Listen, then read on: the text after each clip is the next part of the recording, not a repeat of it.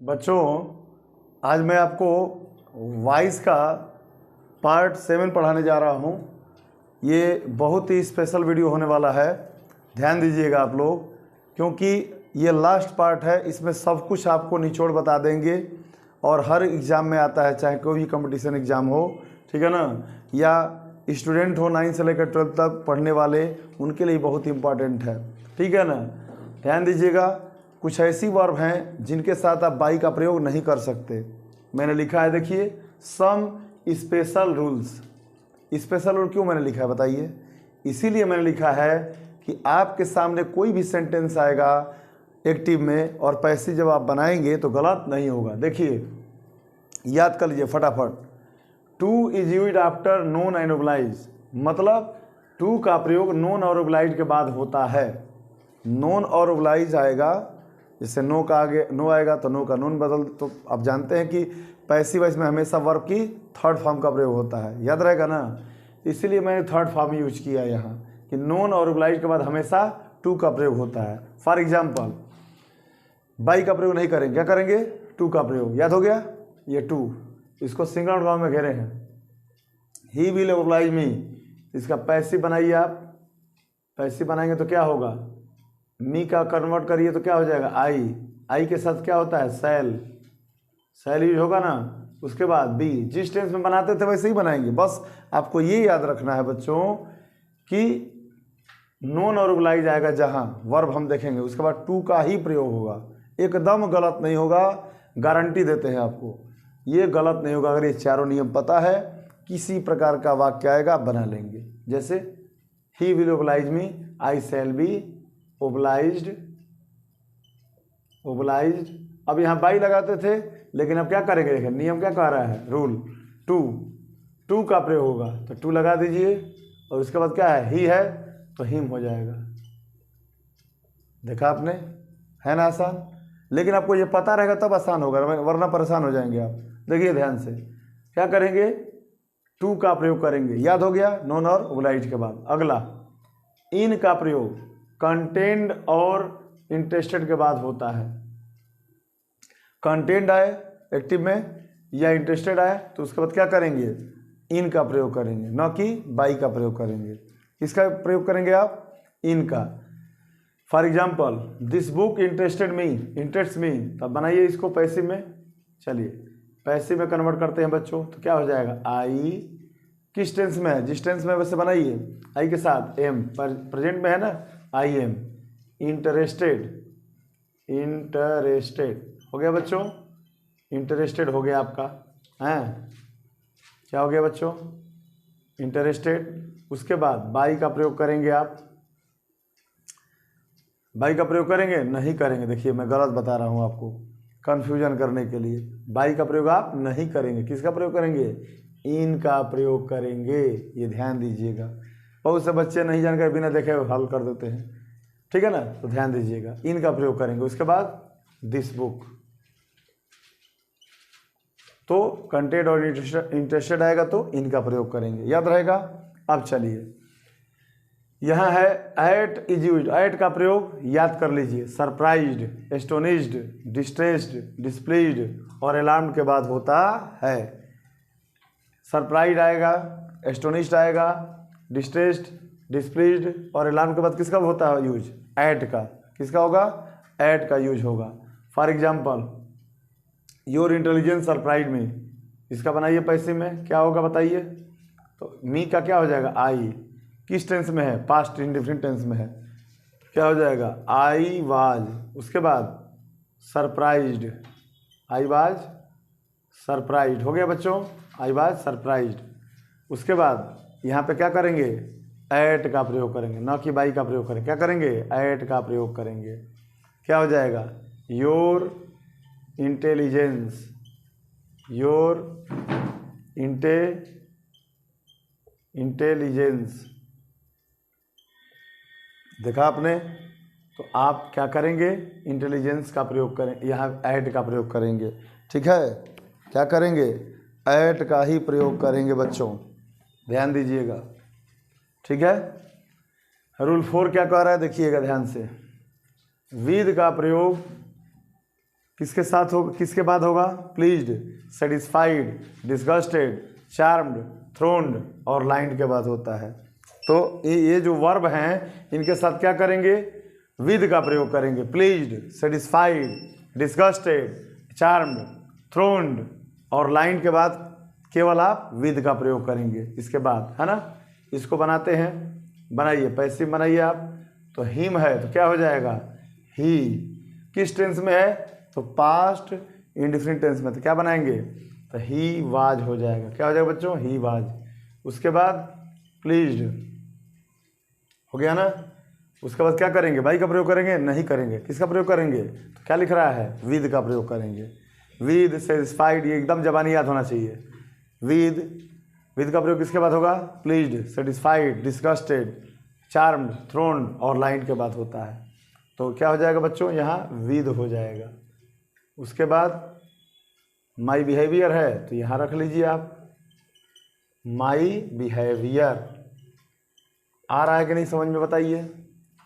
तो ये मैंने आपको एक्स्ट्रा फैक्ट बता दिया, स्पेशल रूल में लिखवा दिया, समझा दिया। एक पॉइंट और बच रहा है, इंपरेटिव सेंटेंस। वो भी कोई बहुत बड़ा इशू नहीं है बच्चों। आइए देखते हैं। इंपरेटिव सेंटेंस में बच्चों जब बनाएंगे आप एक्टिव से पैसिव, है ना, इंपरेटिव, पहले लिख लेते हैं इंपरेटिव सेंटेंस। ठीक है बच्चों, आइए। तो इंपरेटिव सेंटेंस में एक्टिव से पैसिव बनाने का रूल है। पैसिव का रूल मैं बता दे रहा हूँ, देखिए कैसे लिखेंगे। तो लेट प्लस जो ऑब्जेक्ट यहाँ आएगा, है ना, वो लिख देंगे, लेट प्लस ऑब्जेक्ट। उसके बाद बी का प्रयोग करते हैं। उसके बाद वर्ब की थर्ड फॉर्म, वर्ब की थर्ड फॉर्म। आ रहा समझ में? वर्ब की थर्ड फॉर्म। ये फर्स्ट रूल हो गया बच्चों। इसी तरह एक और रूल लिख लीजिए, आर करके। अगर चाहे बच्चों तो ऐसे ही बना सकते हैं, ऑब्जेक्ट प्लस उसके बाद should plus be plus verb की थर्ड फॉर्म। क्या करेंगे बच्चों? मेन वर्ब की थर्ड फॉर्म, ठीक है ना। Object plus should plus be verb की थर्ड फॉर्म, ये ध्यान देंगे आप लोग। दो तरीके से बना सकते हैं। एक और तरीका है, आपको मैं अभी बताऊंगा एग्जाम्पल में। ठीक है बच्चों, ध्यान दीजिएगा आप लोग। ये तभी यूज करेंगे जब ऑब्जेक्ट रहेगा किसी सेंटेंस में। जब ऑब्जेक्ट रहेगा तभी दोनों का यूज करेंगे। अगर ऑब्जेक्ट नहीं रहेगा तो क्या करेंगे? उस कंडीशन में आप क्या करें बताइए, उस परिस्थिति में। तो मैं अभी आपको बता रहा हूँ उस परिस्थिति में क्या करेंगे, एग्जाम्पल से समझते हैं बच्चों। आइए एग्जाम्पल देखते हैं। आपको पता है कि इंपरेटिव सेंटेंस में यू छिपा रहता है, तो पैसिव में भी यू छिपा रहेगा। बाय यू नहीं लगाएंगे, याद रखिएगा। पैसिव में भी क्या छिपा रहेगा? बोलिए, यू छिपा रहेगा, है ना। जैसे होता है कि ओपन द डोर, दरवाज़ा खोलो, तो तुम दरवाज़ा खोलो, तुम छिपा रहता है। जैसे वाक्य आ गया, ओपन द डोर। बोलिए बच्चों, अब इसका पैसिव बनाइए ना, क्या हो जाएगा? पहले रूल से बनाइए। तो ऑब्जेक्ट है ना, क्या खोलो? दरवाज़ा। क्या अथवा किससे लगाते हैं तो आपको क्या मिल जाता है? ऑब्जेक्ट मिल जाता है। ऐसे ढूंढ लीजिएगा। आपको ट्रिक भी बता रहे हैं, कैसे ढूंढेंगे, तरीका बता रहे हैं। तो लेट द डोर यहाँ लगाइए, ऑब्जेक्ट है, ये ऑब्जेक्ट यहाँ जाएगा। Let the door. Be open लिख लीजिए, यहाँ वर्ब की थर्ड फॉर्म लिखेंगे तो ओपन हो जाएगा। बन गया ना ये तरीका? इस तरीके से बना लीजिए और करके। ये वाला जो मैंने फार्मूला लिखा है, आपका रूल लिखा है, ऑब्जेक्ट ये प्लस शुड है, देख रहे हैं ना, ऑब्जेक्ट प्लस शुड, देख रहे हैं आप, प्लस ये बी है, इसका यूज कर लीजिए आप लोग। तो इसको लिखेंगे तो कहेंगे द डोर, क्या हो जाएगा? The door should be opened. देखा आपने? और मैं बता रहा था कि जब ऑब्जेक्ट दिया नहीं रहेगा तब क्या करेंगे। तो ऑब्जेक्ट दिया रहे या ऑब्जेक्ट न दिया रहे, उस रूल का प्रयोग करेंगे, उस मेथड का प्रयोग करेंगे। ध्यान दीजिएगा। मतलब ऑब्जेक्ट दिया रहेगा तो ये बना ही लेंगे, लेकिन नहीं दिया रहेगा तो कैसे करेंगे?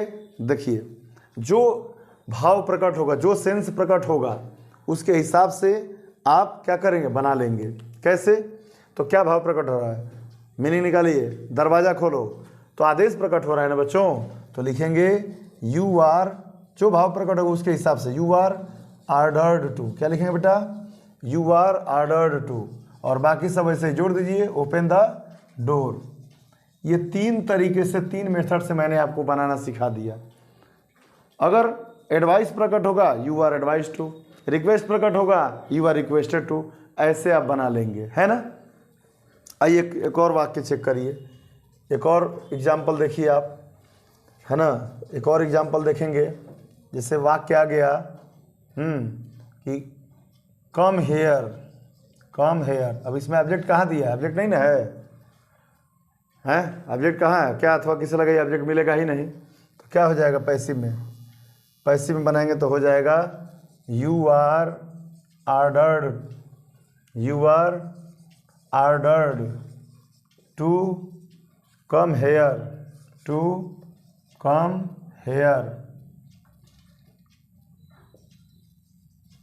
ठीक है बच्चों, ऐसे बनाएंगे आप। ठीक है। अब इसी में निगेटिव आ जाता है, निगेटिव आ जाएगा इंपरेटिव में, तो क्या करेंगे? जैसे आ गया कि do not insult the poor, है ना। Do not insult the poor, ध्यान दीजिएगा। तो इसका पैसिव बनाएंगे तो क्या हो जाएगा बताइए? आप चाहें तो किसी रूल से बना लीजिए। ऑब्जेक्ट है तो ये 2 रूल है, ऑब्जेक्ट नहीं है तो ये वाला अभी बताए हैं, ऑब्जेक्ट हो या ना हो ये तीनों में काम आएगा। तो ध्यान दीजिएगा, इसको जब आप पैसिव बनाइएगा बच्चों तो क्या हो जाएगा, क्या हो जाए बताइए?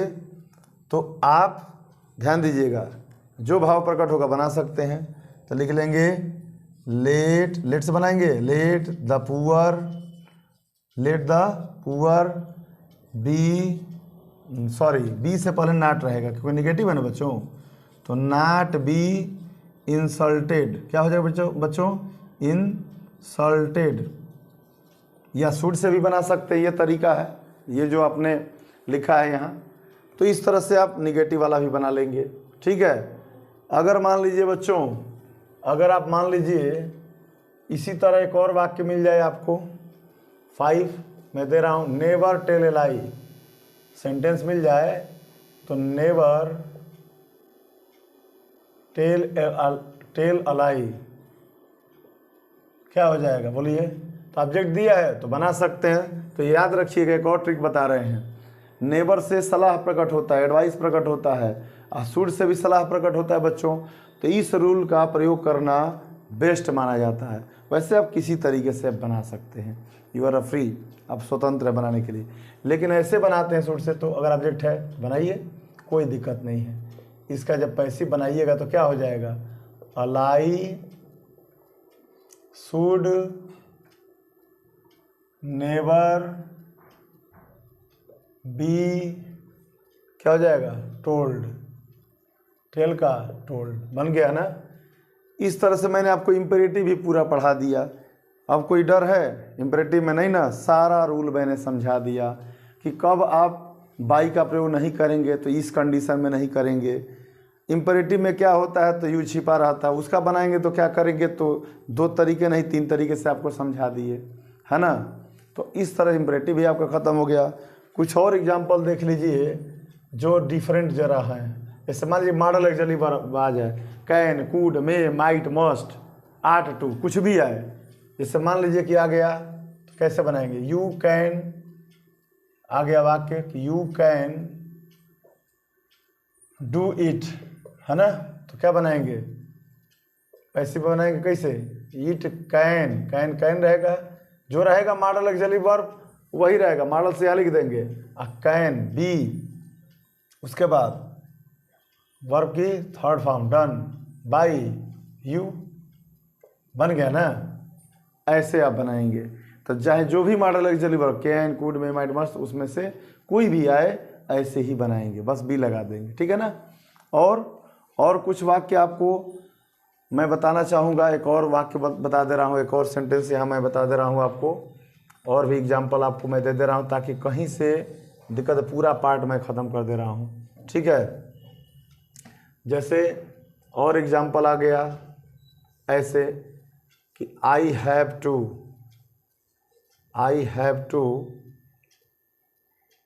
डू इट, ये वाक्य है।